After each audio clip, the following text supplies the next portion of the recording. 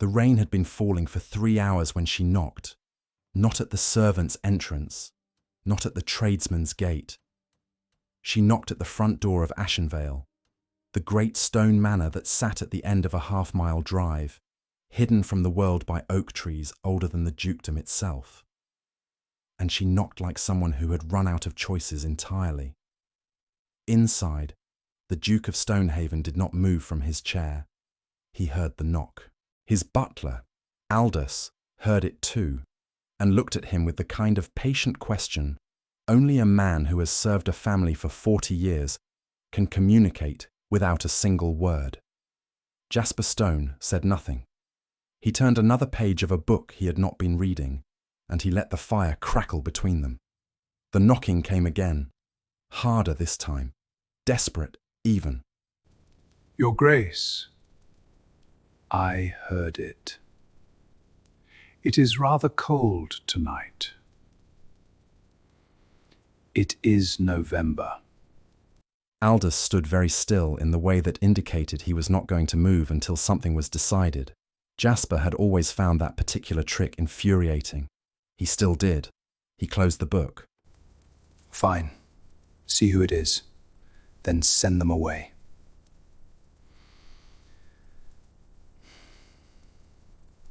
What came through that door instead was a young woman, soaked through, shivering so violently her teeth clicked against each other, her dark hair plastered flat against her cheeks, and she looked at Jasper Stone across the entrance hall of Ashenvale with something that was not quite fear and not quite defiance, but lived in the narrow country between the two. She said, in a voice steadier than she had any right to produce, "If you let me stay, I can make the dinner." And Jasper Stone, who had not let anyone stay at Ashenvale in 2 years, who had reduced his household staff to a skeleton, who had turned away his own mother twice, stood there in the flickering light of the entry lanterns and felt something he could not immediately name stir inside the cold machinery of his chest. He looked at her for a long moment. The kitchen is at the back of the house. And that was how it began. You need to understand something about Jasper Stone before we go any further. He was not a cold man. He had been a warm one once, the kind of man who laughed easily and argued about books at midnight and put his hand over his wife's when she was frightened, and meant it. The cold came after. The cold was learned. And learned things can be unlearned, which is the most dangerous and most hopeful truth there is. By the time September came, by the time the lavender on the south wall of Ashenvale stood in its last bloom of the season, and the village church filled with the quiet sound of a vow being made, Jasper Stone had remembered every single thing he had ever known about being alive. But first, November. First, the rain, and the door, and the girl who knocked. If that already has something moving in your chest, you are exactly where you need to be. Subscribe and ring that notification bell.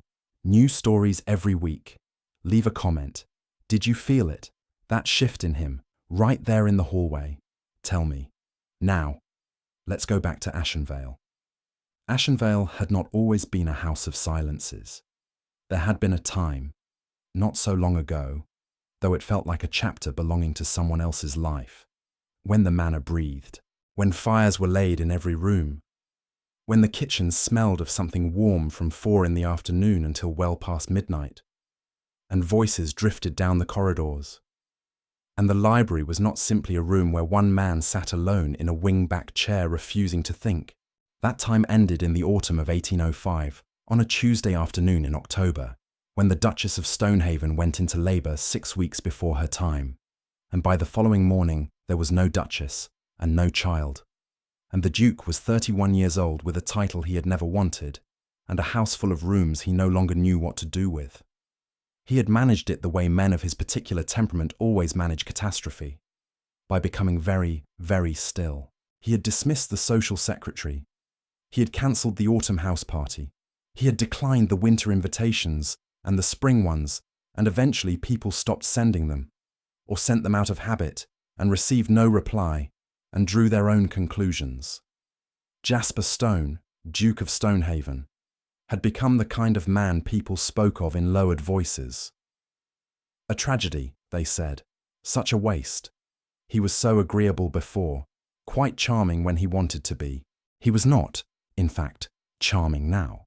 He was surviving, which was its own kind of discipline, and he had organised his life at Ashenvale around a series of routines so rigid they left no room for the past to get in. He rose at 6. He rode before breakfast, regardless of weather. He managed his estates from the study from 9 until 2. He ate alone. He read until the fire burned low. He slept poorly and woke at 6 and began again. It had been working, in the sense that he was still alive and the estate was still solvent and no one had been actively harmed by his existence. He had decided that was sufficient.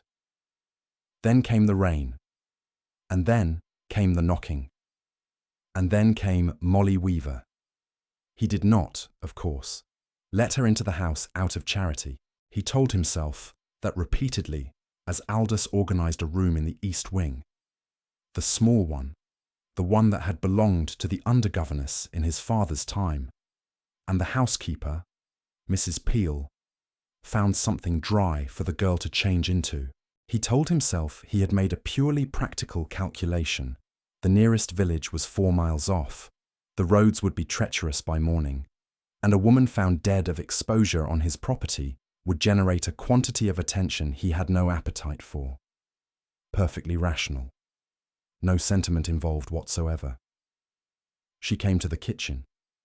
He knew because Mrs. Peel told him, with a look on her face that suggested she was experiencing something she had not experienced in quite some time, something in the general vicinity of amusement. The young woman, Mrs. Peel reported, had asked to see the state of the pantry, had conducted what could only be described as an inspection, and had then produced a simple supper from what she found there: a broth, a braised something, bread she had made herself from flour that had been sitting unmolested since harvest. It was, Mrs. Peel said, the best meal to come out of that kitchen in 2 years. Jasper ate it alone in the dining room. As he ate every meal, he did not send compliments to the kitchen. He was not going to encourage this. In the morning he intended to give her a coin and point her toward the village. That was the plan. The plan lasted until he came down at 6:30 and found the kitchen already lit, the smell of coffee threading through the cold corridors of the house, and Molly Weaver at the long wooden table with a cup of something hot between her hands and a book open in front of her. She looked up when he appeared in the doorway. She did not scramble to her feet, which surprised him. She regarded him with the same quality he had noticed the night before, that careful composure that existed just above panic, like ice over deep water. "Your Grace," she said. "Miss Weaver." A pause. He looked at the book. She followed his gaze. "I found it on the shelf in the passage," she said. "I should have asked. I apologize." He said nothing about the book. He said nothing about the coffee. He said nothing at all for a moment that stretched long enough to become awkward. And then he said, "The road to the village will be clear by midday." She absorbed this without flinching. "I understand." He poured himself coffee, his own kitchen, which he had not visited in months, and stood by the window. Outside, the grounds of Ashenvale were white with frost, the great elms standing black and rigid against a sky the colour of pewter. "Where will you go?" he asked. He did not know why he asked. It was not his concern. "I haven't decided yet," she said, which was, he recognised, not an answer at all. "Do you have family?" "I have a father in Derbyshire who is no longer speaking to me, and 2 aunts in Bristol who share his opinion of the matter." The matter. She set her cup down with a deliberateness that told him she had been asked this question before and had decided how to answer it. "Gee, I was dismissed from my position as companion to a Mrs. Haverford in Nottingham. The reason given was conduct unbecoming. The actual reason was that Mrs. Haverford's son could not tolerate being refused and found it more convenient to rewrite what happened than to accept it." She looked at him steadily. "I can provide no references." I have 7 shillings and a change of clothes and the book I borrowed from your passage, which I will return before I leave." The silence that followed this was a different kind of silence than the ones Ashenvale normally produced. It had weight to it. "Eat your breakfast," Jasper said finally. He left the kitchen. He did not say she could stay. He also did not say she could not. By midday, she had reorganized the larder. By evening, she had produced a dinner that made Aldous, who was not a sentimental man, go very quiet for a moment before carrying the dish to the dining room. At no point did Jasper Stone formally invite Molly Weaver to remain at Ashenvale. At no point did she leave. He tried to establish clarity. He was a man who valued clarity above almost everything, who had found in the years since his wife's death that clarity was the only thing keeping the world from dissolving entirely. And so he sought Mrs. Peel out and told her that Miss Weaver would be engaged as a temporary assistant in the kitchens at a modest wage, that the arrangement was to be understood as provisional and subject to review, and that there was to be no misunderstanding of its nature. Mrs. Peel said, "Yes, Your Grace," in a tone that he had long since learned to distrust. Molly Weaver, informed of these terms, accepted them without comment. She was not the sort of woman who required lengthy discussion of arrangements. She looked at a situation, identified what was required, and did it. He noticed this within the first week the way you notice a new sound in a house, at first as an anomaly, then as a fixture. She was also quieter than he expected. Given her composure in the face of his various silences and dismissals, he had anticipated something more combative, but she did not seek him out. She did not attempt conversation beyond what the household's functioning required. She moved through Ashenvale with a natural care, as though she understood that she was standing inside someone else's grief and had no wish to disturb it. He found that he noticed her absence when she was not there. He found this deeply irritating. The estate required his attention through December.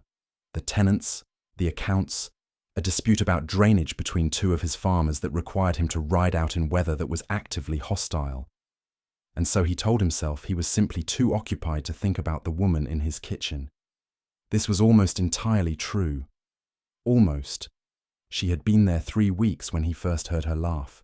He was crossing the corridor that ran behind the kitchens, on his way from the east wing to the study, and it came through the door, a real laugh, sudden and unguarded, prompted by something Aldous had apparently said, because there was the old man's voice beneath it, low and amused. Jasper stopped walking. He could not have said why he stopped. He stood in that cold corridor and listened to the sound of it, and something in him tilted, very slightly, like a painting knocked a fraction off center, in a way he did not care for and could not immediately correct. He walked on. The fox came on a morning in early January. Jasper found it when he came in from his ride, a young animal, barely past cubhood, lying just inside the stable door where one of the grooms had apparently placed it out of the worst of the cold. Its right foreleg was damaged, something between a cut and a fracture, and it lay panting in the straw with the particular stillness of a creature that has decided to stop fighting whatever is happening to it. He stood over it for a moment. He told Graves, his head groom, that it would likely not survive, and that they shouldn't waste resources on a wild animal. Graves said yes, Your Grace, and looked at the fox in a way that communicated his own opinion of this clearly, and Jasper went inside. He came back 2 hours later for reasons he did not examine carefully, and found that the fox was no longer where he had left it. He found it in the far stall, bedded in clean straw, with Molly Weaver kneeling beside it. She had splintered the leg, something small and improvised, bark and linen strips, and what looked like the binding cord from a kitchen parcel. And she had her hand resting very gently at the animal's shoulder, not stroking it, not doing anything theatrical, just present, just steady. She did not hear him. The fox had its eyes half open, and its breathing had slowed from the frantic pace of that morning. And Molly spoke to it in a low voice that was not quite words. The kind of sound you make when the point is not what you are saying, but simply that you are saying something, that you are there. Jasper Stone stood in the doorway of that stall and felt something he had not felt in 2 years. He felt it almost physically, a kind of loosening, like a knot that has been pulled tight for so long you have forgotten it is there, and then suddenly, without warning, one end releases. It moved through his chest in a way that was not comfortable. It was not comfortable at all. He stepped back before she could turn. He walked back to the house, to his study, to the cold clarity of ledgers and maps and correspondence. And he sat down and picked up his pen and stared at the paper for a very long time without writing anything. She appeared in the doorway of the study at 4:30, which she had never done before. She knocked at the open door, and he looked up, and her expression told him she had something to say and was uncertain whether she was permitted to say it. "The fox," she said. "I would like to continue caring for it, if you're willing. I've done it before. My father raised animals. I know something about the bones of small ones. I think she can be saved." He looked at her. She looked back. The space between them was about 10 feet and felt considerably smaller. "Do what you think is best," he said. She nodded. She did not thank him effusively, which he was grateful for. She simply nodded and withdrew, and he sat in his study until the fire burned low and then sat some time longer. The fox, named Pip by Molly, a name that appeared in no formal record but which Jasper heard the grooms using within the week, survived. She was walking on the repaired leg by February, which Graves pronounced impossible and then accepted as simply how things were, because Ashenvale was becoming, quietly, a place where things that had not happened in a long time were beginning to happen again. Jasper had been careful with the library. It had been his wife's favourite room. Caroline had loved books with the same unself-conscious thoroughness with which she had loved most things, and she had spent entire mornings there with her feet tucked under her on the long sofa by the window, reading things that made her laugh and then reading them aloud to him whether he was listening or not. After she died, he had not locked the room. Locking it would have been a statement he was unwilling to make, but he had not spent time there either. He had not been able to. He came in one February evening to retrieve a volume he needed, a legal text, something specific, nothing to do with anything, and found Molly at the long table near the window with a candle and 3 books open in a loose arrangement in front of her. She looked up. The expression on her face was one he had seen only once before, in the stable with the fox, the unguarded version of her, the one that existed before composure arrived. "I'm sorry," she said, beginning to close the books. "I should have." "You don't need to leave," he said. The words came out more simply than he intended. She paused with her hands on the books and looked at him. "Mrs. Peel said the library was... that it wasn't. It's fine." He moved to the shelves, found the volume he needed, held it in his hands. "What are you reading?" A very slight pause. "Voltaire, and A Natural History of the British Isles, and a novel I found on the second shelf that I suspect belongs to someone's less disciplined taste." She turned the 3rd book over. It was one of the Gothic romances Caroline had collected with great enthusiasm and zero apology. Jasper recognized the cover.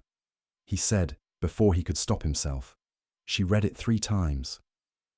The silence that followed was the most delicate he had ever produced. Molly Weaver did not press it, did not prod at it. She simply received it, the way she received everything, steadily, without drama, as though the moment were a living thing to be treated with care. Was she fond of Gothic novels generally? She asked, quietly, the way you ask a question when you are more interested in giving the person permission to speak than in the answer. He sat down, which surprised him. He sat in the chair across the table from her, which was the chair he had always sat in, and the candlelight was the same as it had always been. And he said, she was fond of anything that had a good argument in it. The heroine usually had a better argument than anyone else in those novels, she said. She considered that a point in their favour. Molly considered this. She sounds like she was very alive. It was precisely the right thing to say. Not she sounds wonderful. Not she sounds like she was a remarkable woman. Not any of the elegant condolences he had received and filed away like correspondence that didn't need answering. Just, very alive, which was true, which was the truest thing anyone had said about Caroline in 2 years. He looked at Molly Weaver for a moment, with the kind of attention he had been carefully not giving her since November. She had dark hair that she kept pinned, but that escaped in the evenings when she was off duty, curling against the side of her neck. She had a face that was made for expression, that collected thought visibly, that was, when she did not know she was being watched, entirely open. Yes, he said, as she was. They sat together in the library for another hour. He read his legal text and she read Voltaire, and the candle burned between them, and outside Ashenvale the February wind moved through the elms. When she stood to leave, she paused at the door. "Thank you," she said, "for letting me use the library." He did not say, "This is where I feel closest to her, and I haven't come in here in 2 years, and I just sat in that chair for an hour, and the world didn't end." He said, "Good night, Miss Weaver." The door closed softly. He sat in the library for a long time after that, alone with the candle and the cold, and the particular quality of silence that is not emptiness, that is simply the absence of sound, which is a different thing entirely. March arrived, and with it a change in the quality of light at Ashenvale that the house seemed to recognize before anyone in it did. The grounds began to soften. The kitchen gardens, which had been left largely to themselves through the previous year, were addressed. Molly found the seed stores and the planting records and brought them to Jasper with a directness that he was, by now, expecting. "The kitchen garden hasn't been planted in 2 years," she said, standing in the doorway of the study with the records under her arm. "If we plant by the end of March, we can have a proper crop by summer. I can manage it, if you want. Or I can leave it." She looked at him with that steady look. "I don't want to overstep."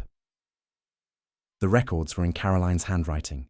Jasper recognized it before he could prepare himself. The loops, the particular way she formed her sevens. He took the ledger anyway and turned the pages and looked at the neat columns of planting dates and soil notes and small observations in the margins. Here, lavender on the south wall. Nothing else will do. Here, Jasper says the basil is excessive, but he is wrong. He closed the ledger. He handed it back to her. "Plant what you think best," he said. "You have full authority over the kitchen garden." Something shifted in her expression, not surprise exactly, more like the adjustment a person makes when they have been braced for a wall and found a door instead. "Thank you," she said simply. She planted the garden with a thoroughness that bordered on devotion. She was out there every morning in the early cold, sometimes with one of the younger kitchen girls, sometimes alone. Jasper rode past on his morning routes and did not stop, but he noticed the progress. The turned beds, the early green of the first herbs, the lavender she planted against the south wall exactly where Caroline's ledger noted. He did not mention that he noticed. He didn't know how to. What he did, instead, was begin to leave things. It was not deliberate, at first. He had retrieved a volume from the library that had a chapter on soil preparation for kitchen gardens and had simply left it on the table in the passage where she would see it. Then there was a pamphlet on the medicinal properties of plants that seemed relevant to her interest in the fox and in the small animals she was quietly accumulating. A starling with a broken wing had appeared, and then an ancient house cat that wandered in from somewhere and was apparently staying. He left the pamphlet. She never said anything about these things directly. She simply, the next time they were in proximity, mentioned a detail that indicated she had read them, and that was the language they had built between them through the late winter and into the spring of 1807, a language made of indirection and books left in passages and conversations held alongside other activities, never quite face-to-face, never quite admitted. Aldous, who had served the Stone family since before Jasper was born, watched all of this with an expression of tremendous patience, the way a man watches a long fuse and doesn't mention the powder keg. April arrived, and with it something that broke the careful arrangement they had constructed. Jasper had ridden out on an afternoon that promised better weather and did not deliver it, and he came back cold and out of temper to find the house in a quiet state of industry. Molly directing the kitchen girl through the making of something that smelled like it would be excellent later. The starling chattering on its perch by the window. Pip, fully recovered now, increasingly feral, still somehow resident in the stable, audible somewhere distantly. The domestic machinery of Ashenvale, running without his supervision, as it had not run in 2 years. He went to the library and stood at the window. He was aware, with a clarity that was frankly inconvenient, that something had changed in the house. Not suddenly. Nothing about the last 5 months had been sudden. But the sum of small things had crossed some invisible threshold. Ashenvale felt, in some quality he could not precisely name, like a house that was occupied by more than one person who intended to remain there. He did not know what to do with that. He heard her before he saw her. She came to return the Voltaire. He had heard her say to herself, somewhere around the last week of March, that she was nearly finished, and she stopped in the doorway when she found him there. "I'll come back," she said. "No." He turned from the window. "Come in." She came in, set the book on the shelf in its correct place without being told where it belonged. She had organized the library over the preceding weeks, quietly and without instruction, a project he had said nothing about, and then stood at the window herself, a few feet from him, looking out at the grounds. The April light was thin and honest. In it, he could see the tiredness she usually managed to keep from her face, the particular exhaustion of someone who has been holding themselves upright through an act of sustained will. "Miss Weaver," he said, "Your Grace, I've been thinking about your situation." A pause. He could feel her become careful, in the way she became careful when she wasn't sure what was coming. "The terms of your employment here have never been formally addressed," he said. "What I proposed in December was provisional. I should like to make it permanent, if that is agreeable to you. A proper wage, a proper position. I believe Mrs. Peel would be glad to have someone reliable in the household long term. It would require writing to you a proper reference, which I am prepared to do." The silence that followed this was different from the others. Longer. He turned to look at her, which was perhaps a mistake because what he found on her face was not the composed steadiness he had grown accustomed to, but something rawer. Gratitude. Yes, but shot through with something more complicated that she was working hard to keep still. "That is very generous," she said. "It is practical," he said. She looked at him. He looked at her. The April light did what April light does, which is refuse to be anything other than what it is. "May I ask you something?" she said. "You may. Do you ever—" She stopped. Began again, more carefully. "You have been very alone here. For a long time. Do you not find it? I don't mean the solitude in a general sense. I mean—" Another stop. She pressed her lips together in a way that was both decision and apology. "I'm sorry. That is not my—" "Do I not find it what?" he said. She looked out the window. "Unbearable," she said quietly. "Sometimes—" He said nothing for a long moment. The fire crackled. Somewhere outside a bird called. "Yes," he said finally. "Sometimes." She nodded. She had not expected a different answer. He could see that. She had simply, for once, asked the question. "I should get back to the kitchen," she said, and her voice had returned to its usual register, its practical neutrality. "Miss Weaver." She stopped. He was aware that what he was about to say had not been planned, that it existed independently of his judgment and had simply arrived. "The garden looks well. The south wall." He paused. Oh, she would have liked it. Molly Weaver stood for one moment with her back to him, and then she turned, and her face was something he would carry with him for a long time afterward. Not tears, nothing as explicit as tears, but the look of someone who has been handed something they have needed to hear and was not expecting. "Thank you," she said. 2 words, both of them entirely full. The letter came in May, and it came from London, and Jasper knew from the handwriting on the cover that it was from his cousin Reginald, who was the only person in his family who wrote to him with any regularity and the only one he had not completely discouraged. Reginald wrote to say that he was passing near Ashenvale on his way north and intended to stop. This was not a question. Reginald had never quite grasped that things could be phrased as questions, which was one of his less charming qualities. He arrived 2 days later with a valet, 2 trunks, and the social appetite of a man who has been deprived of an audience. He took one look at Ashenvale, the fires lit in the sitting rooms, the kitchen producing actual meals, the hall no longer carrying that distinctive smell of a house where nothing has been cooked properly in months, and turned to Jasper with an expression of unconcealed interest. "You seem," Reginald said, "less appalling than I expected." "Thank you," Jasper said dryly. "Who is running the kitchens? That's not Mrs. Peel's hand. Mrs. Peel is competent, but this is—" He gestured at the dinner that had just been set before them. "This is something else." Jasper kept his voice even. "I've taken on an additional member of staff." Reginald paused with his wineglass halfway raised. He knew Jasper well enough to hear what was not being said. "Oh," he said, and then, after a moment, with the particular care of a man who is actually fond of the person he is talking to, "I see. There is nothing to see." Reginald drank his wine.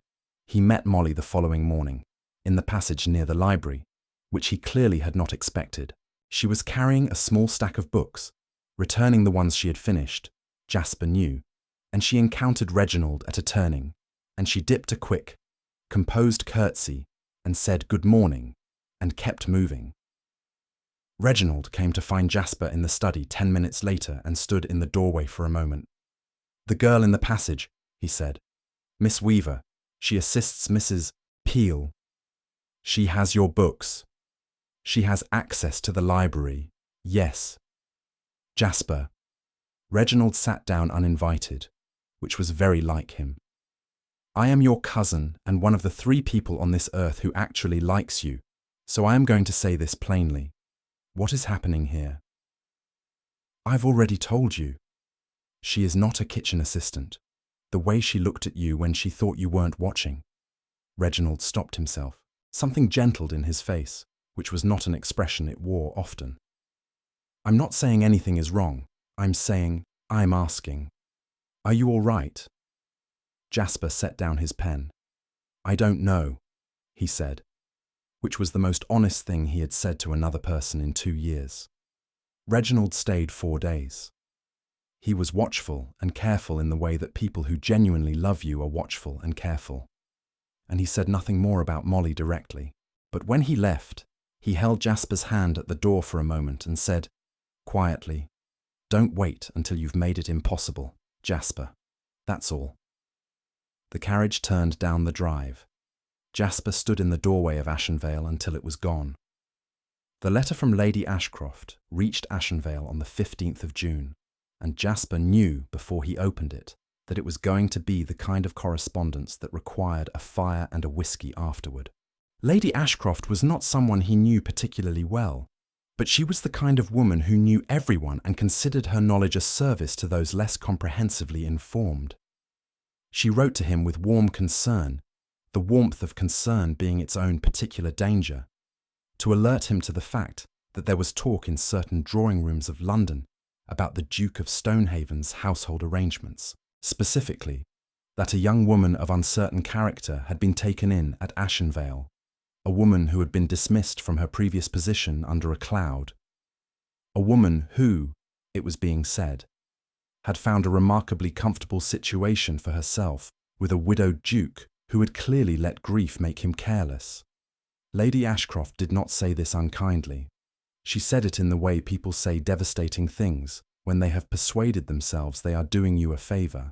Jasper read the letter twice and then put it face down on the desk and sat very still. He was not surprised. He had known, in some part of himself, he had been ignoring with great determination, that this was coming. Ashenvale was isolated, but isolation was not invisibility. Reginald had known about Molly after 2 days. Letters travel faster than discretion. What surprised him was what he felt when he read it. Not embarrassment.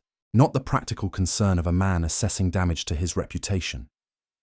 Not the careful distancing of a man deciding how to remove a complication. What he felt was a fury so clean and so specific that it clarified everything it touched. The way cold water clarifies. The way a very bright light makes edges sharp. He was angry on her behalf. Not on his own. On hers. She was told at dinner. He had wrestled briefly with the question of whether she needed to know, and then recognized that wrestling as cowardice and abandoned it. He found her after the household had settled for the evening, when she was in the small sitting room she had apparently claimed as hers over the preceding months, with the cat on her lap and a candle at her elbow. He told her simply, there was talk. Her presence at Ashenvale had reached London. Given what had happened in Nottingham, the talk was not kind. She listened without interruption. When he had finished, she set the cat aside with a gentleness that seemed to cost her something, and she looked at the floor for a moment. I should leave, she said. If it would help, it would not help. The words came out with more force than he intended. He brought his voice back to level. It would not help, and I would not ask it of you. And I want to be clear on both points. He paused. What happened to you in Nottingham was not your fault. What is being said about you now is not your fault. I will not respond to this situation by requiring you to disappear, which is what the Haverford boy no doubt expected you to do as well. She looked up at him. The candlelight was warm, and he was standing close enough that he could see the moment her composure shifted. Not broke, not dissolved, just shifted, like the light changes just before something significant is about to happen. Jasper, she said. She had not used his name before. It had not, until that moment, existed as a sound she made. It arrived like a key turning. He looked at her in the candlelight and all the careful structures he had been maintaining, the provisional nature of things, the practical management of the arrangement, the distance that was definitely not about fear, came loose at their foundations. I am going to handle this, he said. His voice was steady because he had made it steady. I need you to trust me. I do trust you, she said, with the simplicity of something true. The invitations had been declining for 2 years. He sent them out now, a few, targeted. The kind of people whose opinions shaped what other people believed. He invited them to Ashenvale for a week in July. He had not hosted at Ashenvale since Caroline's death. The decision made Aldous look, briefly, as though he might weep, which was the most expressive Jasper had ever seen him. 3 couples came. All of them had known Caroline. All of them had attended the funeral and retreated to their own lives and wondered, in passing, how Jasper Stone was managing. They arrived at Ashenvale and found it, alive, not as it had been, not attempting to replicate what had been, but alive in its own present tense. Fires lit, gardens producing, a household that worked. And Molly, he had not, precisely, planned what happened, but he had made decisions, quiet decisions. In the week between the letter and the arrival of his guests, he had thought about Reginald's words at the door. He had thought about Caroline, which was something he could now do without the thought collapsing into itself. He thought about the stable, about the candlelight, about a voice saying his name.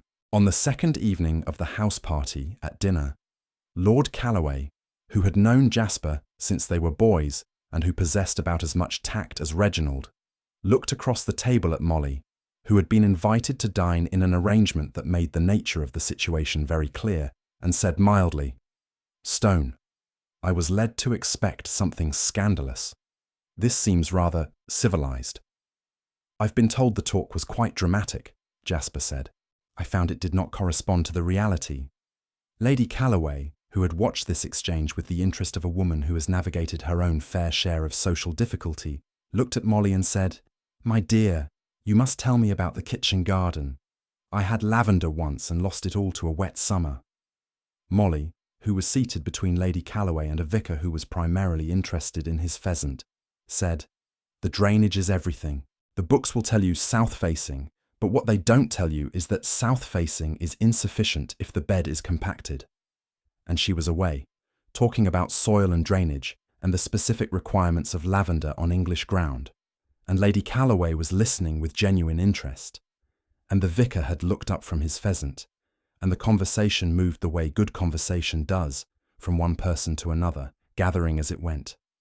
Jasper watched her. She did not look at him while she talked, but at one point she reached for the salt, and her hand passed close to his. And she did look then, quickly, with something in it that both of them understood, and neither had yet said. He said it the next morning. The guests were not yet awake. Most of them kept London hours, which meant the early morning belonged to him and always had. He came down to the kitchen and found her, as he had found her on the very first morning of her being here, with a cup of something hot between her hands. She looked up. He sat down across the table from her, which he had done before, but not like this. Not without the book, or the ledger, or the pretext. "I would like to ask you something," he said. "All right," she said. He had thought about how to say this. He had composed several versions in the dark of the previous night, all of which seemed, in the practice of them, either overwrought or insufficient. He set them aside. "Before Caroline died," he said, "I understood what I wanted my life to look like. After she died, I understood that I had been wrong to think you could ever know that in advance, and I stopped wanting anything at all." He looked at his hands on the table. "I have been in this house for 2 years, building a life that required nothing of me, and therefore offered nothing, and I had decided that was tolerable." He looked at her. "I no longer find it tolerable." Molly Weaver sat very still. "I am not able to tell you what any of this will look like," he continued. "I am not in a position to make it simple. You know what people are already saying. And marriage," he watched her absorb that word, "marriage to a woman who came in through the front door with no references and 7 shillings will not be a quiet choice. I'm aware of all of that." "Are you asking me to marry you?" she said. "I am trying to," he said. "I am apparently not doing it well." A sound escaped her, not quite a laugh, not quite the other thing, but somewhere in the space between them, warm and real. She pressed her fingers against her mouth for a moment. "Jasper," she said. "Yes." "Are you sure?" He looked at her across the kitchen table of Ashenvale in the morning light of July, with the guests still sleeping and the house quiet around them, and the kitchen garden outside the window showing its summer growth along the south wall. "I have been sure," he said, "for considerably longer than I was prepared to admit." She looked at him for a long moment. Then she set her cup down and put her hand on the table, and he put his hand on top of hers.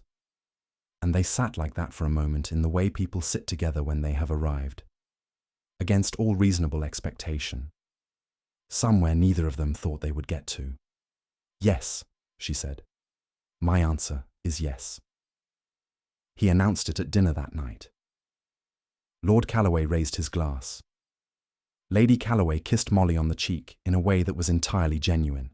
The vicar, who had perhaps been the most uncertain about the situation all week, said something thoughtful about God's ways being mysterious, and then ate another helping of the pudding, which Molly had made, and seemed to feel that this demonstrated his point adequately. The announcement spread in the way announcements spread in the summer of 1807.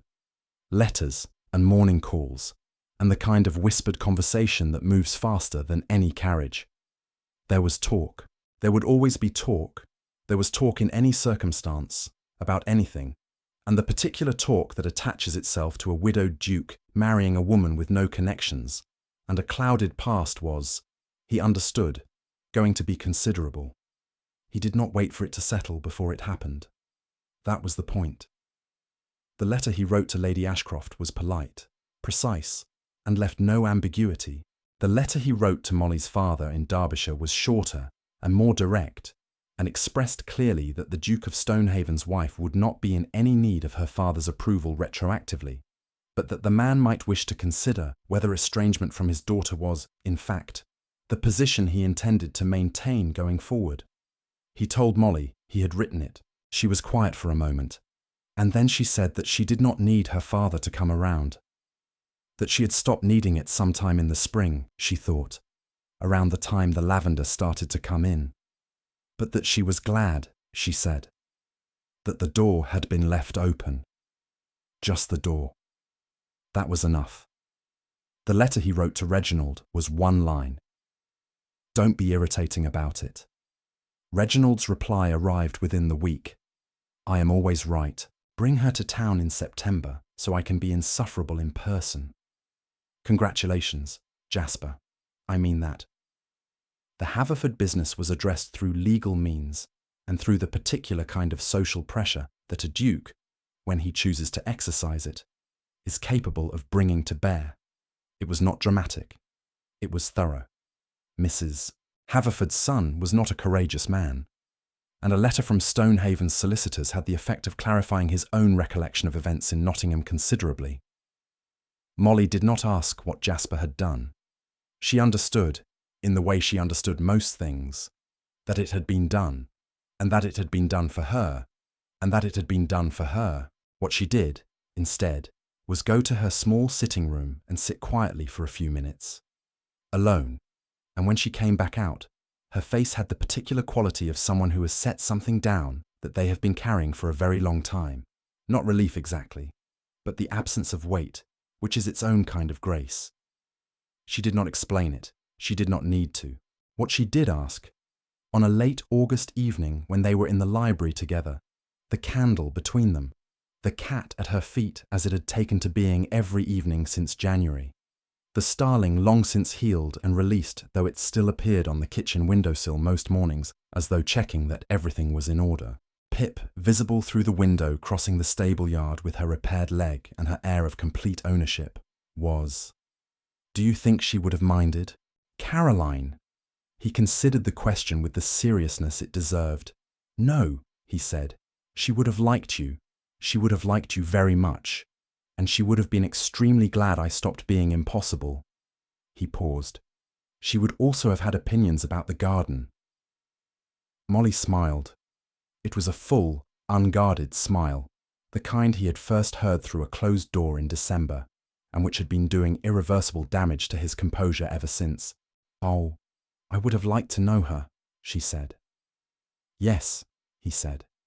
I think you would have. They sat in the library while the August evening turned gold and then grey, and the candle burned between them, and the house was quiet in the way that a house is quiet when it is full, not empty, not held together by discipline alone, but resting in itself, inhabited by people who had decided to be there. This was Ashenvale. This was what it had been before. Not the same. Nothing would be the same. And he did not want it to be, because the same was a door back into a room where all the light had gone, and he was not going back there.